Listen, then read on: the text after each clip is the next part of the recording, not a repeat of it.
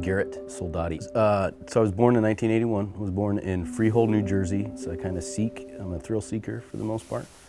I kind of grew up bouncing around. I was raised by a single mother. I have a sister with Down syndrome, an older sister with Downs, and I lost my stepfather when I was pretty young. Seeking a career in the fire service kind of culminated from a series of life events in regards to that childhood, that earlier childhood, but also from my experiences, I witnessed 9/11 firsthand. I was down in Ground Zero during that incident, and when I got back to Colorado after that, I decided that there was a reason why I was down there.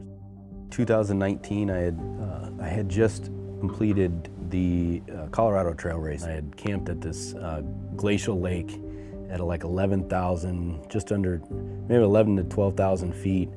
And I remember coming across this meadow as I was pushing my bike in the pitch black with a headlamp and super cold.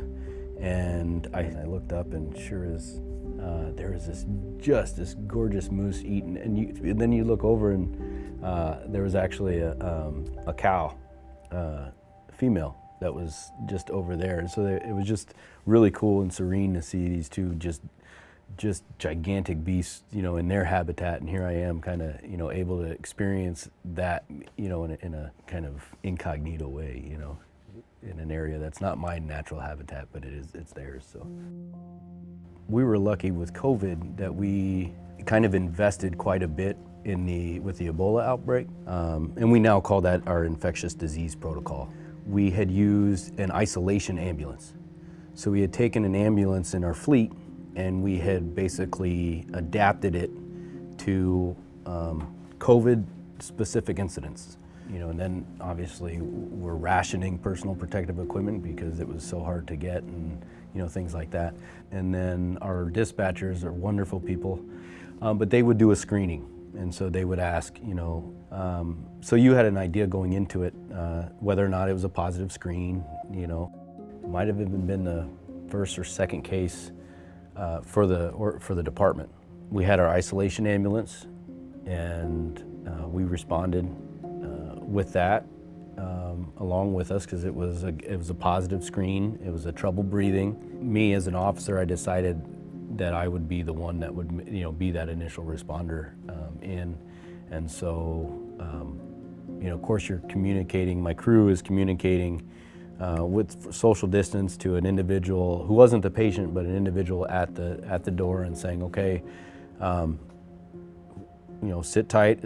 Are they able to ambulate? Can they come to the door? It was actually a wheelchair-bound patient.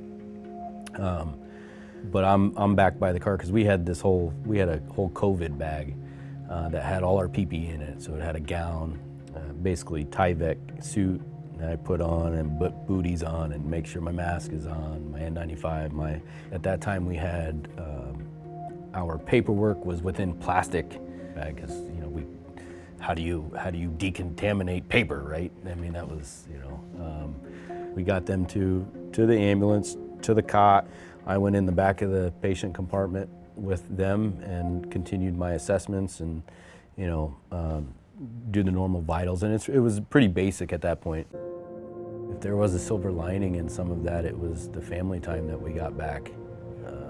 My children are very active in club soccer and school activities and you name it. And it really gave us the time to really have family time and family dinners again, and not be running around, the wife going to one part of the state and me going to another, or staying home to watch the other two while one's busy with their events. So I truly enjoyed and loved that aspect of it. In fact, it was when it all came back to kind of the rat race of life as it were, then it's one of those things that I look back and I'm like, man, that was really kind of a great time.